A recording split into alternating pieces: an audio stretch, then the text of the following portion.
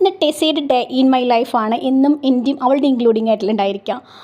അപ്പം ഞാനിതാ പുറത്തേക്ക് പോകാമെന്ന് പറഞ്ഞപ്പോൾ ആൾ ഭയങ്കര ഹാപ്പി ഒരു തുള്ളിച്ചാടി ഇതാ പുറത്തേക്ക് ഓടുന്നുണ്ട് കേട്ടോ. ഭയങ്കര ഇഷ്ടമാണ് പുറത്ത് പോകാൻ വേണ്ടിയിട്ട്. രാവിലെ കുറച്ച് ടൈം ആളെ പുറത്തൊന്ന് കൊണ്ടുപോകാറുണ്ട്. ആളുടെ പരിപാടികളെല്ലാം കഴിഞ്ഞാൽ ഉള്ളിൽ കയറി ചേറ്. ഹസ്ബൻഡുള്ള സമയത്ത് മാത്രമാണ് ചങ്ങലിടാണ്ട് കൊണ്ടുപോകുള്ളൂ കേട്ടോ. ഞാൻ ഒറ്റയ്ക്കാണെങ്കിൽ ഞാൻ ചങ്ങലിട്ട് കൊണ്ടുപോകാറുള്ളൂ.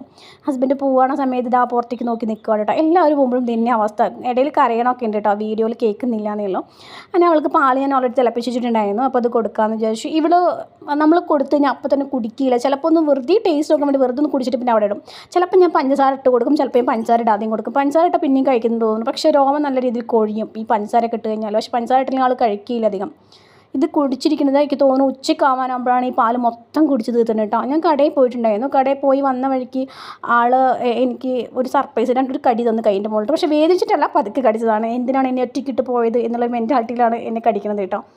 സ്ഥിരമാണ് നമ്മൾ എവിടെയും പോയി വന്നു കഴിഞ്ഞാൽ കൈൻ്റെ മുകളിൽ 2 കടിയൊക്കെ തരും. പക്ഷേ വേദനിക്കൊന്നുമില്ല. അങ്ങനെ ആൾ കടി കഴിഞ്ഞതൊക്കെ കിടന്നുറങ്ങിയിട്ടുണ്ട്.